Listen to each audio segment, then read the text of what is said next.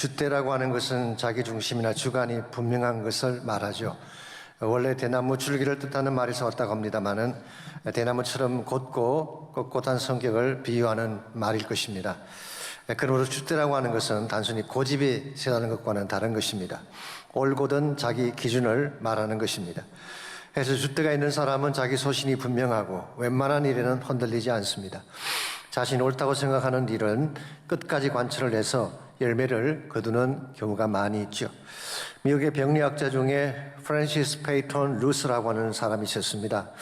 이 사람은 존스 홉킨스 대학에서 의학을 공부하고 1909년도에 30살의 나이로 락펠러 재단의 의학연구소에 들어갔습니다. 어느 날 병들어 죽어가는 닭을 검사하던 중에 그 닭이 종양에 걸린 것을 발견하고 그 종양에서 바이러스를 축출을 했습니다. 그리고 그것을 다른 닭으로 옮기는 실험을 했는데 그 바이러스가 다른 닭에서도 똑같은 종양을 만들어내는 것을 발견하게 됐습니다. 그래서 최초로 바이러스에 의해서도 암이 유발될 수 있다는 사실을 발견한 것입니다. 그리고 1911년도에 그 연구 결과를 논문으로 발표를 했는데 어떤 반응이 나왔을까요? 엄청나게 비난을 받았습니다. 당시만 하더라도 암의 원인은 유전 인자 때문이라고 믿던 시절이었고 더구나 그의 실험이 포유류에서는 재현되지 않았기 때문에 아무도 그것을 믿어주지 않았습니다. 그 결과 루스는 이단 취급을 받고 연구실에서 쫓겨나는 수모를 당했습니다. 웬만한 사람 같으면 자신의 연구를 포기하고 다른 길로 갔을 텐데 닥터 루스는 그렇게 하지 않았습니다. 자신이 발견한 연구 결과를 확신하고 어떤 협박이나 회유도 흔들리지 않았습니다. 비록 오랜 세월이 흐르고 학문적인 고립과 무명의 서러움을 겪긴 했지만 포기하지 않고 연구를 계속한 결과 55년의 세월이 지난 1966년 86세의 나이에 마침내 자신의 연구가 인정을 받게 됐습니다. 그리고 그 해에 노벨 의학상을 받게 됐어요. 그때 그가 축하 만찬자리에 했던 유명한 그 말이 남아 있습니다. 물론 데이비드 소로라고 하는 시인의 말을 인용한 것이긴 합니다만은 누구나 인생을 살다 보면 quiet desperation의 날이 온다. 이 quiet desperation이라고 하는 것은 숨을 죽인 채 기다려야 하는 절망의 날을 말하는 것입니다. 누구에게나 그런 날이 오는데 그것을 넘어서야지 진정한 열매를 맺을 수 있다. 이런 말을 했습니다. 이와 같은 것이 줏대라고 생각합니다. 누가 뭐라고 하건 사람들이 동의를 하건 거절을 하건 아무리 많이 세월이 흘러가건 자신이 옳다고 확신한 것을 끝까지 견지할 수 있는 자세, 이게 줏대인 것입니다. 이런 줏대가 있어야지 무슨 일을 하건 소신 있게 낼 수 있게 되고 공헌할 만한 업적이나 열매를 남기게 되는 것입니다. 우리의 신앙생활에도 줏대가 필요합니다.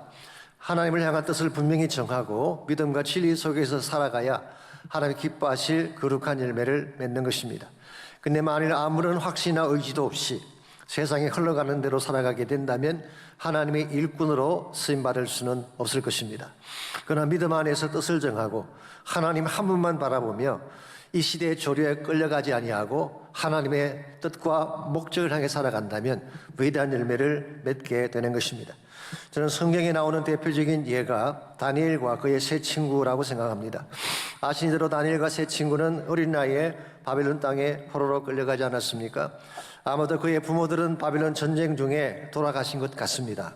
누구 하나 의지할 곳 없는 이방 땅에 던져진 고아와 같은 존재들이었습니다. 그럼에도 그들의 삶은 전혀 흔들리지 않았어요. 바벨론 음식을 먹지도 않았고 바벨론 문화에 젖어서 자신의 몸을 더럽히지도 않았습니다.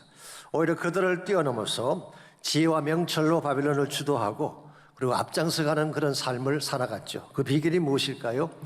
다니엘서 1장 8절에 보게 되면 이 모든 것을 대변해 주는 한마디 말씀이 있습니다. 다니엘은 뜻을 정하여 라고 했어요. 영어 성경 보시면 Daniel was determined not to defile himself. 그는 자기 몸을 더럽히지 아니하려고 작정하고 결심했다. 그런 의미예요. 이와 같은 것을 우리는 신앙의 줏대라고 하는 것입니다. 다니엘은 그가 고국 땅에 있을 때나 먼 나라 바빌론에 끌려왔을 때나 하나님을 향한 믿음을 그대로 견지했습니다. 그래서 그는 우상에 절하지 않았고 사자굴에 던져짐을 알면서도 예루살렘을 향해 창을 열고 3번 기도를 했습니다. 바벨론 왕이 아무리 협박을 해도 페르시아 왕이 아무리 협박을 해도 하나님을 향한 일편단심 변치 않았던 것입니다. 솔직히 우리는 집 안에 있다가 집 밖으로 나가도 신앙이 변질되는 경우가 있잖아요. 교회 밖만 나가도 쉽게 세상과 타협하는 것이 우리인데 다니엘과 그의 세 친구는 그러지 않았다는 것입니다. 나라가 바뀌고 먼 나라로 이주했음에도 불구하고 변함없이 동질적인 신앙을 견지했다는 것, 대단히 위대한 신앙이죠. 사실 이것이 그들을 이국 땅에서 승리하게 만든 비결입니다. 포로로 끌려갔지만 오히려 그 나라의 총리가 되고 국왕이 되어서 바벨론 왕의 무릎을 꿇게 했던 사실을 성경에 기록하고 있지 않습니까? 믿음의 줏대가 분명하면 하나님의 뜻을 행할 수 있기 때문에 하나님이 그런 역사를 부어주시는 것입니다. 오늘날도 마찬가지입니다. 하나님 바람에 흔들리는 갈대처럼 신앙의 지조 없이 사는 자를 통해 일하지 않습니다. 하나님을 향하여 뜻을 정하고 오직 하나님 한 분만 바라보며 달려가는 자에게 지혜도 주시고 명철도 주시고 하나님 나라 비전도 볼 수 있는 눈을 열어주시는 것입니다. 그러므로 세상에 흔들린다고 해서 세상 따라 같이 흔들리게 되면 하나님의 뜻을 이룰 수가 없는 것입니다. 아무리 세상이 급변하고 편리해져도 그것에 속아 하나님을 떠나지 않고 다니엘의 세 친구처럼 하나님을 향해 뜻을 정하고 그 목적을 향해 바르게 달려나가면 하나님이 기뻐하시는 좋은 열매를 맺을 수가 있는 것입니다. 우리가 어떻게 하면 급변하는 세상 속에 살고 있지만 신앙의 줏대를 분명히 함으로써 하나님의 뜻을 행하고 하나님의 기뻐하는 열매를 맺으며 살아갈 수 있을지 오늘 같이 봉독한 본문을 중심으로 그것을 함께 정리해 보려고 합니다. 오늘 같이 읽은 본문에 보시면 신앙의 줏대를 갖지 못했기 때문에 몰락을 향해 달려갔던 유다 왕의 스토리가 기록되어 있습니다. 이 왕의 이름은 아하스라고 하는 왕입니다. 1절과 2절을 보시면 그의 배경과 치적이 간략하게 소개가 되어 있습니다. 먼저 1절입니다. 르말라의 아들 베가 제17년에 유다의 왕 요담의 아들 아하스가 왕이 되니, 일반적으로 유다 왕을 소개할 때는요 어머니 이름을 함께 소개를 합니다. 그런데 아하스의 케이스는 어머니 이름이 빠져 있습니다. 유다 역사상 그 유다 왕들 중에 딱 2명만 어머니 이름이 소개가 되지 않았어요. 그 중에 한 사람이 여호람입니다. 열왕기 8장 16절에 보면 아버지의 이름만 있고 어머니 이름이 빠져 있습니다. 왜 그랬을까요? 그의 어머니가 아달랴였기 때문에 그런 것입니다. 기억나시나요? 아달랴 이스벨의 딸이었죠. 폭군이 되어서 유다 왕조 씨를 말리려고 했던 사악한 자가 아달랴였습니다. 그런 인물이었기 때문에 이름을 뺀 것이죠. 그리고 또 한 명이 오늘 본문에 기록된 아하스의 케이스입니다. 왜 그랬을까요? 많은 성경학자들은 이렇게 짐작하고 있습니다. 아마도 그의 어머니가 바알을 끌어들였기 때문이 아닐까.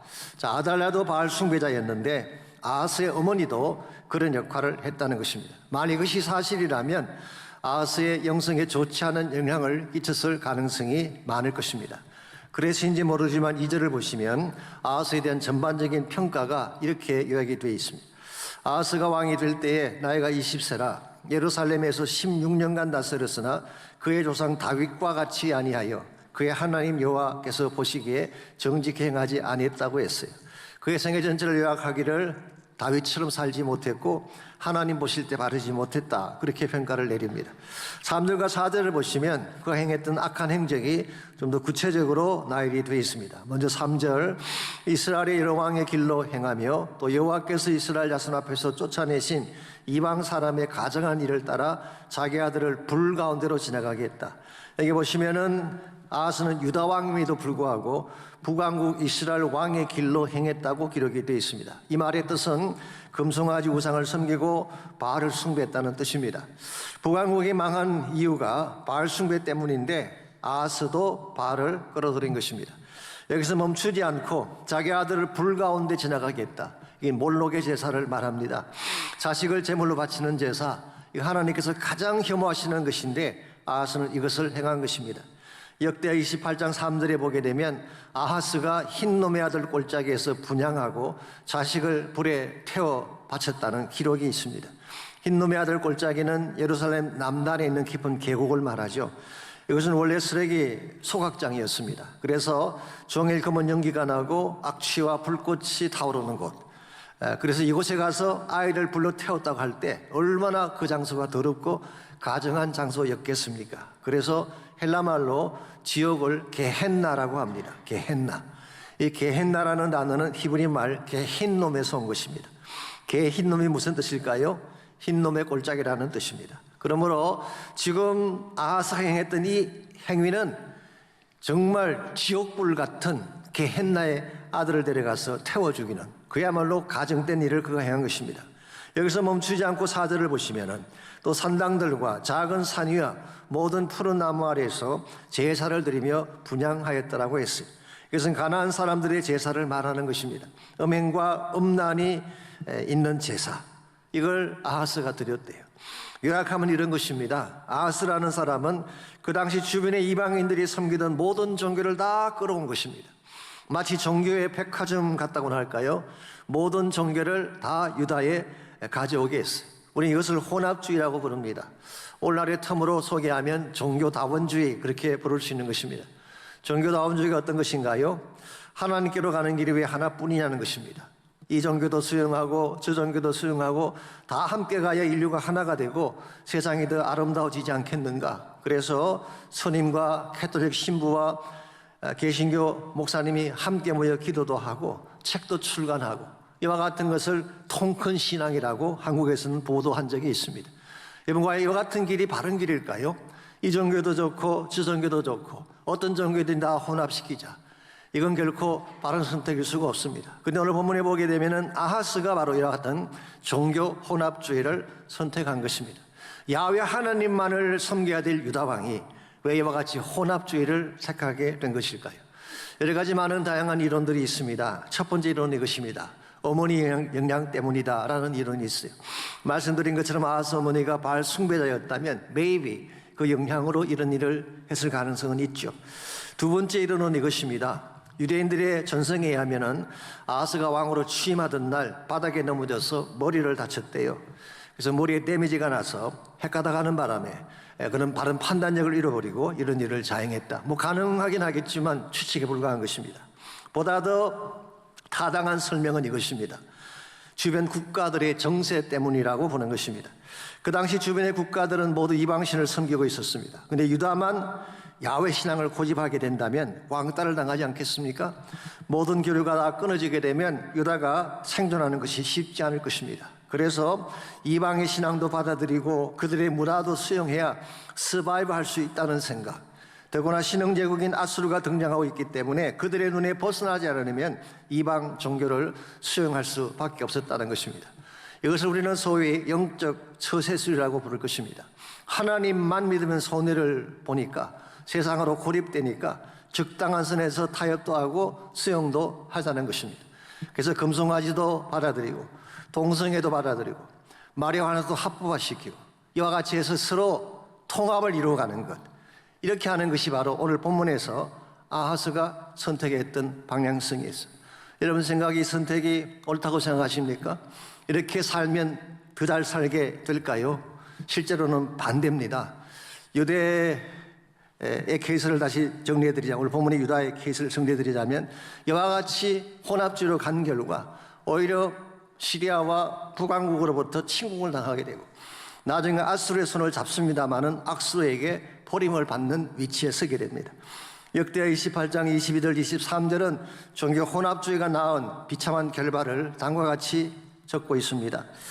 이 아하스 왕이 곤고할 때에 더욱 여호와께 범죄하여 자기를 친 다메섹 신들에게 제사 이르되, 이 다메섹은 아람을 말하죠. 아람이 수도입니다. 다메섹 신들에게 제사 이르되 아람 왕들의 신들이 그들을 도왔으니 나도 그 신에게 제사하여 나를 돕게 하리라 하였으나. 자, 이방의 신들이 이방의 왕들이 이방 신에게 제사하고 절하는 것은 어쩌면 당연하죠. 이걸 본 아하스가 나도 그 신에게 절을 해야지 도움받지 않겠는가라고 생각했습니다. 그래서 나도 그 신에게 제사하여 나를 돕게 하리라 하였으나 그 신이 아하스와 온 이스라엘을 망하게 하였더라. 본인이 제사하겠다는 이방 신이 오히려 아하스를 망하게 하고 이스라엘을 망하게 했다는 것입니다. 여러분 기억하십시오. 세상 따라가면 훨씬 편해질 것 같지만, 더 잘 살게 될 것 같지만 실제로는 반대입니다. 세상은 우리를 이용만 할 뿐이지 결코 우리 삶을 책임져 주지 않기 때문에 그래요. 정말 내가 어려울 때, 위기에 빠졌을 때 우리가 붙들 유일한 대상은 하나님 한 분밖에 없는 거예요. 그러므로 힘들면 힘들수록 믿음의 심지를 견고하게 하고 하나님 바라보아야지 우리가 세상을 이겨낼 수가 있는 것입니다. 그렇지 아니하고 세상을 향해 나아가게 되면 오히려 우리는 파멸로 가게 되고 가졌던 모든 존귀한 것들을 빼앗기게 되는 것입니다. 그래서 이사야 26장 3절과 4절은 이렇게 기록합니다. 주께서 심지가 견고한 자를 평강하고 평강하도록 지키시리니 이는 그가 주를 신뢰함이니이다. 너희는 여호와를 영원히 신뢰하라. 주 여호와는 영원한 반석이시미로다. 주 여호와는 영원한 반석이래요. 그분에게 심지를 내려야지 우리 인생이 견고하게 되어서 흔들리지 않고 평강이 넘치는 삶을 살 수 있다는 것입니다. 그러므로 여러분과 제가 정말 우리 삶이 흔들리지 않고 견고하게 서기를 원한다면 세상의 손을 잡는 것이 아니라 하나님의 손을 잡아야 되는 것입니다. 하나님께로 돌아와서 하나님 한 분만을 믿는 믿음의 기초를 다져야지 어떠한 일이 찾아와도 흔들리지 않게 바르게 살 수 있는 것입니다. 우리가 어떻게 하면 이 가변적인 세상 속에서 우리 신앙의 줏대를 흐트리지 아니하고 하나님 한 분만 붙들고 살아서 진정한 차원의 승리를 이룰 수 있을지 오늘 본문에 소개된 아하스 왕의 케이스를 통해서 견고하여 흔들리지 않는, 그래서 승리하는 삶을 사는 세 가지 비결을 함께 정리해 보려고 합니다. 첫 번째로 신앙의 줏대를 가지고 승리하는 삶을 살려면 하나님의 길을 선택해야 되는 것입니다. 세상 길이 아니라 인간의 길이 아니라 하나님의 길을 선택해야지 바르게 살 수 있는 것입니다. 3절을 다시 보겠습니다. 아하스가 택했던 길이 어떤 길인지가 나와 있어요. 이스라엘의 여러 왕의 길로 행하며 또 여호와께서 이스라엘 자손 앞에서 쫓아내신 이방 사람들의 가증한 일을 따라 그랬어요. 여기 보시면 두 가지 잘못된 선택이 나오죠. 첫 번째는 이스라엘 여러 왕의 길을 택했다. He took the wrong way. 잘못된 길을 택한 것입니다. 두 번째는 이방 사람의 가증한 일을 따라 그랬어요. 이건 잘못된 모델을 택한 것을 말합니다. He took the wrong model. 하나님의 백성이면 경건하고 거룩한 모델을 따라야 되는데 가증한 세상의 모델을 따라간 것입니다. 이와 같이 하나님의 길을 버리고 세상적인 모델을 따라가는 순간 우리 인생의 궤도를 벗어나게 되는 것입니다. 여러분, 기차가 아무리 좋게 잘 만들어 놓아도 철도를 벗어나는 순간 기차는 곤두박질 치게 돼 있어요. 우리 인생도 마찬가지입니다. 아무리 견고하고 많은 걸 갖추는 것처럼 보여도 하나님의 길을 벗어나는 순간 우리 인생은 몰락하게 되고 곤두박질 치게 되는 것입니다. 그러므로 우리가 정말 바른 삶, 견고한 삶을 살기를 원한다면 하나님의 길을 벗어나는 것이 아니라 하나님의 길로 돌아와야 하는 것입니다. 설사 우리가 잘못된 판단으로 세상을 향해 나갔다고 할지라도 돌이켜서 하나님의 길로 돌아올 때 회복이 가능하고 진정한 차원의 승리가 주어지게 되는 것입니다. 그렇다면 하나님의 길은 어떤 길을 말할까요? 오늘 본문에서 1절을 보게 되면 하나님의 길을 다윗의 길이라고 표현할 수도 있습니다. 그래서 항상 왕들을 평가할 때에 다윗이 기준이었잖아요. 이 하나님이 인정하시는 길이 다윗의 길이었기 때문에 그런 것입니다. 성경에 나타난 다윗의 길은 구체적으로 어떤 길을 말할까요? 첫 번째로 다윗의 길은 말씀의 길이었어요. 그는 율법을 즐거워하며 율법을 주야로 묵상하는 삶을 살았습니다. 그렇기 때문에 그는 마치 시냇가에 심은 나무가 시절을 쫓아 과실을 맺으며 이스라엘과 마르지 아니하는 것처럼 행하는 모든 일이 형통했던 것입니다. 두 번째는 하나님 중심의 길이었어요. 이 다윗의 길은 하나님 중심의 길. 시편 16편 2절에 보게 되면 이런 고백이 나옵니다. 내가 여호와께 아뢰되 주는 나의 주님이시오니 주 밖에는 나의 복이 없나이다. 주님 한 분이면 충분하다는 것입니다. 더 바랄 것이 없다는 거예요. 사실 이것이 다윗을 다윗되게 한 비결입니다. 솔직히 다윗이 가진 것이 많아서 왕이 된 게 아니잖아요. 하나님이 함께 하셨기 때문에 다윗이 왕이 된 것입니다. 그래서 하나님 한 분이면 충분하다는 신앙 고백, 이게 다윗이 선택했던 길이죠. 세 번째로 다윗의 길은 예배자의 길이었습니다. 아신 대로 시편이 150편인데요 그 중에 거의 절반을 다윗이 지었어요. 73편이 다윗이 쓴 것입니다. 시편 18편 1절에 보게 되면 나의 힘이 되신 여호와여 내가 주를 사랑하나이다. 시편 145편 1절 왕이신 나의 하나님이여 내가 주를 높이고 영원히 주의 이름을 송축하리이다. 다윗은 삶 자체가 찬양이었고 삶 자체가 예배였어요. 이와 같은 예배자의 삶이 바로 하나님이 기뻐하시는 길이었다는 거예요. 마지막 네 번째로 다윗의 길은 능력의 길이었습니다. 무슨 일을 당하든 하나님의 능력을 붙잡았기 때문에 무한한 능력으로 하나님이 그를 지켜주셨어요.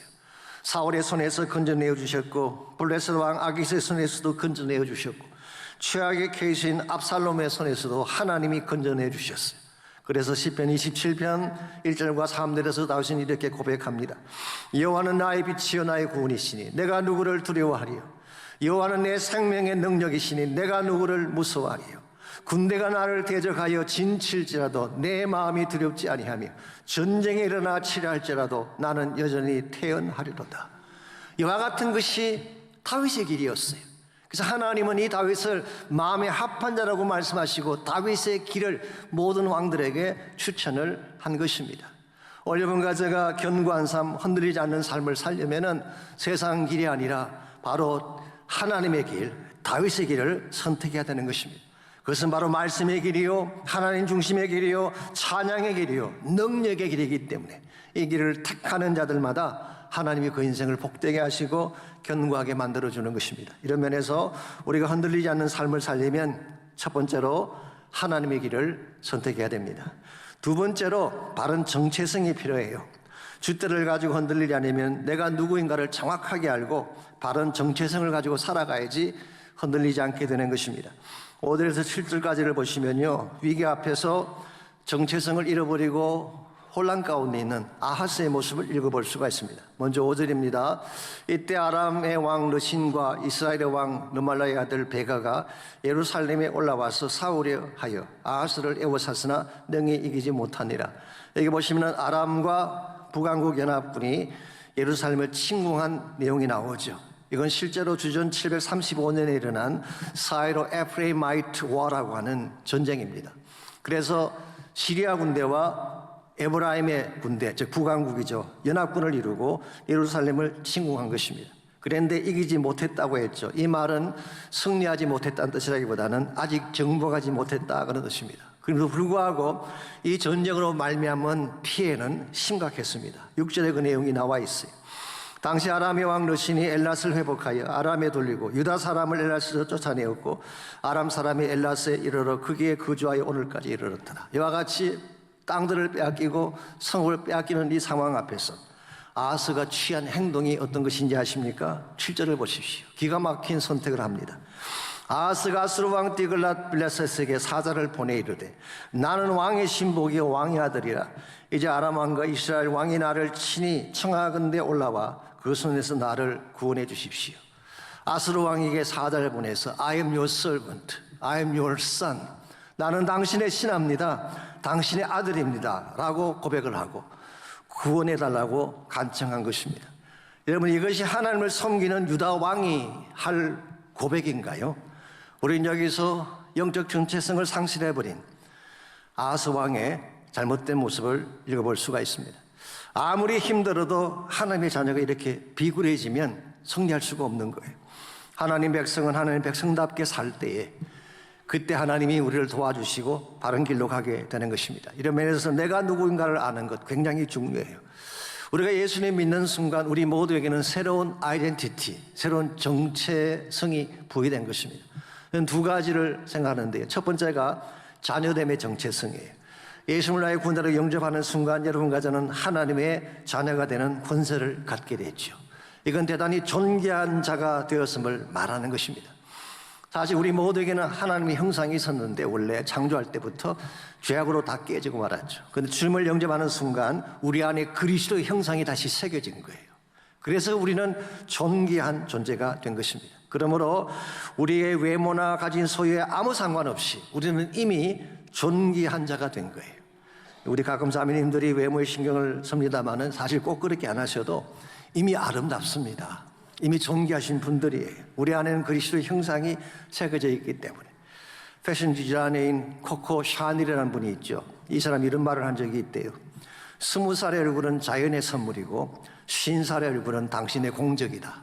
마음이 와닿지 않나요? 20살의 얼굴은 자연 그대로 아름다운 얼굴이지만 나이가 들어가면 좀 꾸며야 된다. 막 그런 의도로 그런 말을 한 것 같습니다. 세상 사람들의 케이스는 maybe 그 말이 맞는지 모르겠어요. 나이가 들어가면 자꾸 외모를 꾸미고 꾸며야지 존귀하게 되는 것처럼 느껴질 것입니다. 그런데 그리스도는 그렇게 할 필요 없습니다. 이미 우리 안에 그리스도의 형상이 새겨져 있기 때문에, 이미 아름다운 존재이기 때문에 세상과 비교할 필요가 없는 거예요. 오늘 여러분과 제가 세상과 비교하면서 불필요한 열등감에 사로잡히기도 하고 본인도 상관없이 낙심할 때가 있는데 그럴 필요가 없어요. 여러분은 이미 존귀한 존재인 줄 믿습니다. 아름다운 분들이에요. 귀한 분들이에요. 나의 정체성을 발견하는 것 중요해요. 두 번째 정체성은 하나님 나라 백성됨의 정체성입니다. 이것은 우리의 역할과 책임에 대한 정체성을 의미하는 것입니다. 이걸 분명하게 해야지 우리 삶의 열매가 건강해지는 것입니다. 예수님은 산상수훈에서 우리를 이 세상의 소금이요 빛이라고 말씀해 주셨어요. 빛과 소금이 아니라 소금과 빛입니다. 소금이 먼저 나오고 그다음 빛이 나와요. 언젠가 김세원 박사님이 이런 말씀하신 걸 들은 적이 있습니다. 이 순서를 뒤집어 놓은 것이 오늘 한국교회의 문제다, 그런 말씀하셨어요. 소금이 먼저 돼야지 빛도 발할 수가 있는데 한국교회는 소금은 되지 않은 채 광만 내려고 하니까 문제가 아니냐. 허영심이 너무 많다는 거예요. 허세가 너무 많다는 거예요. 외적인 규모 자랑에 너무 많이 치우쳐져 있다는 지적을 하신 것입니다. 여러분과 저는 이 땅에 소금이 돼야 돼요. 그래야 이 세상에 희망이 있는 것입니다. 우리가 아는 것처럼 세상에 많은 것들은 부패해 있죠. 상해 있습니다. 근데 세상에 다른 건 다 부패하고 상해도 괜찮아요.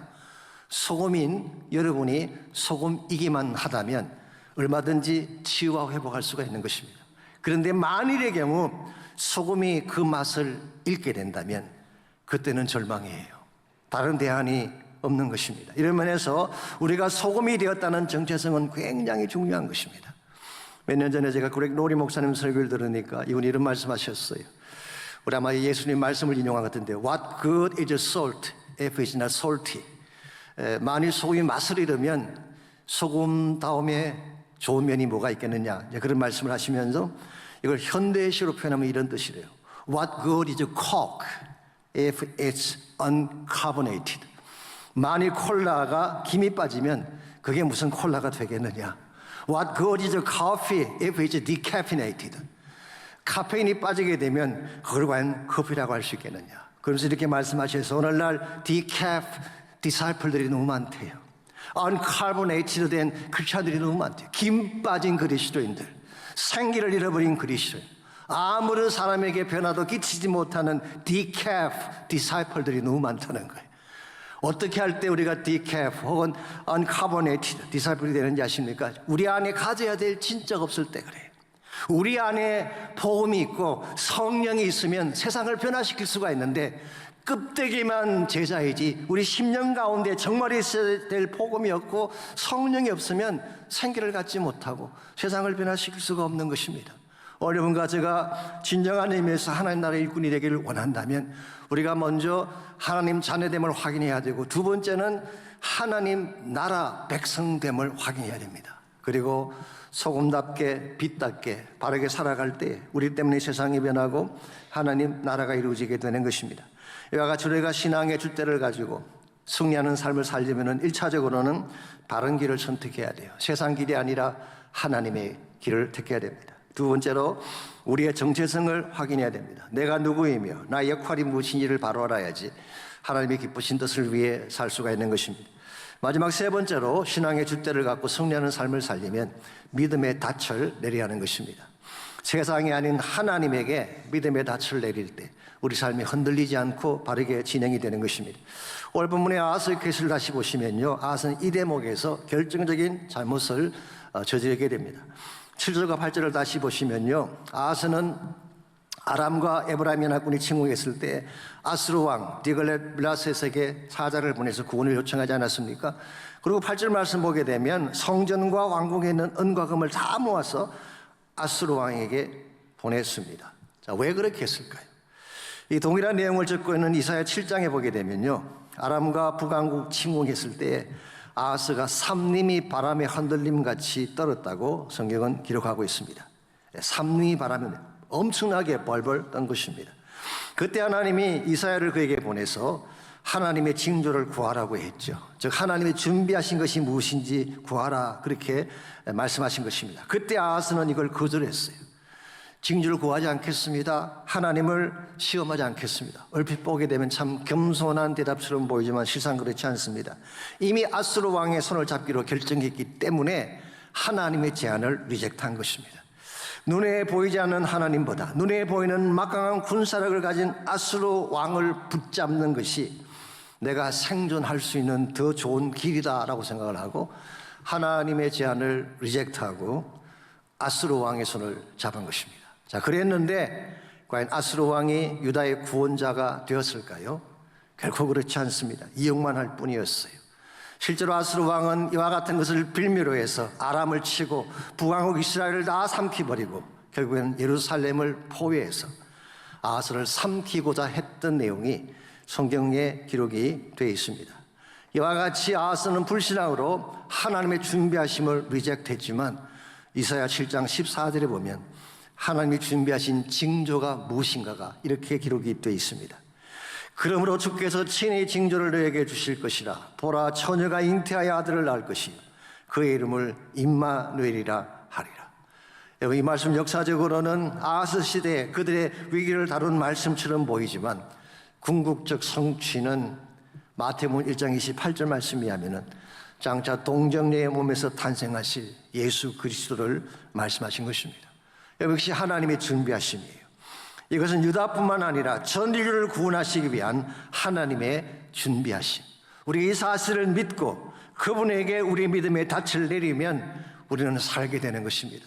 구원받게 되고 진정한 회복을 경험하게 되는 것입니다. 그런데 세상에 닻을 내리면 우리는 실망할 수밖에 없고 패망할 수밖에 없습니다. 세상에 있는 것들 가운데 영원한 것은 아무것도 없기 때문에 물질도 영원하지 않습니다. 성공도 영원하지 않습니다. 권세나 영광도 영원히 가지 않아요. 모든 것은 다 지나가는 것입니다. 오직 예수 그리스도만이 우리의 영원한 반석이 되는 것입니다. 그분에게 믿음의 닻을 내릴 때 우리는 무슨 일을 당해도 흔들리지 아니하고 견고한 인생이 되어 주의 나라 영광 위에 살게 되는 것입니다.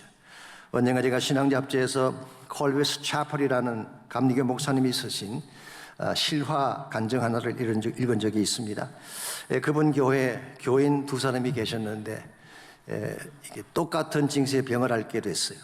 병원을 찾아가서 진단을 받았더니 불행하게도 두 사람 다 치료가 불가능한 병이라고 하는 진단이 나왔습니다. 이 사실을 알게 된 한 사람은 그날 자기 사무실로 돌아와서 스스로 머리에 권총을 쏘아서 자살하고 말았어요. 더 이상 희망이 없는데 살아서 뭐 하냐는 것이죠. 그런데 또 한 사람은 자매였는데요. 이분의 생각은 달랐습니다. 민수기 17장에 보게 되면 아론의 지팡이에서 살구꽃이 피었다는 기록이 나오죠. 마른 지팡이에서 꽃을 피게 하시는가 하나님. 내 육신의 질병인들 못 고치겠는가. 비록 나의 몸은 죽은 것처럼 말라있지만 하나님이 함께 하시면 나의 몸에서도 생명의 꽃이 필 수 있다라고 그는 믿고 하나님께 나가서 기도하기 시작했습니다. 그리고 낮에는 다운타운에 있는 홈리스를 찾아가서 전도하고 사랑으로 그들을 돌보며 섬겼습니다. 어떻게 될까요? 뭐 짐작하시는 대로입니다. 몸이 악화되어 가는 것이 아니라 점점 회복되는 것입니다. 곧 죽는다고 의사가 진단했는데 돌아가시지 않고 오랜 동안 사시면서 주님의 사역을 잘 감당하시다가 하나님 부르심 받고 천국에 가셨다고 합니다. 자, 무엇이 차이를 만들었을까요? 똑같은 질병을 진단받았는데 둘 다 죽음의 질병을 진단받았는데 한 사람은 자결로 끝이 나고 또 한 사람은 좋은 열매를 맺으며 살게 됐어요. 무엇이 그 차이를 만들었을까요? 어디에 닻을 내리는가, 그 차이를 만든 것입니다. 나 자신에게 닻을 내리게 되면 앵커를 이 닻을 세상에 내리게 되면 우리는 혼란과 절망 가운데 죽을 수밖에 없습니다. 그런데 살아계신 하나님에게 믿음의 닻을 내리게 되면 하나님의 생명력이 우리를 살게 하시는 것입니다. 우리 가운데 완벽한 사람 아무도 없습니다. 다 연약해요. 환경이 항상 좋을 수는 없습니다. 좋은 날도 있지만 나쁜 날도 있습니다. 환경이 변하든 우리에게 주신 삶의 정황이 변하든 it doesn't matter. 만일 여러분과 제가 믿음의 닻을 하나님께 내리기만 한다면 무슨 일이 일어나도 우리는 흔들리지 않는 것입니다. 인생의 파도가 찾아오고 그친 바람이 불어와도 하나님께 닻을 내린 인생 절대로 흔들리거나 무너지지 않습니다. 이것이 여러분과 제가 무슨 일을 당하든 은혜의 보좌 앞에 나아가 기도해야 되는 이유입니다. 우리 힘만으로 감당할 수 없는 문제가 찾아올 때가 있잖아요. 내가 아무리 노력하고 애를 써도 나의 능력으로 해결할 수 없는 난제가 우리 앞에 찾아올 때가 있잖아요. 그때 필요한 게 뭘까요? 전능하신 하나님을 붙잡는 것입니다. 세상을 붙잡지 마십시오. 세상과 손잡지 말고 나의 생명이 되시며 능력의 원천자이신 하나님의 손을 붙잡게 되면 하나님이 우리를 살게 하십니다.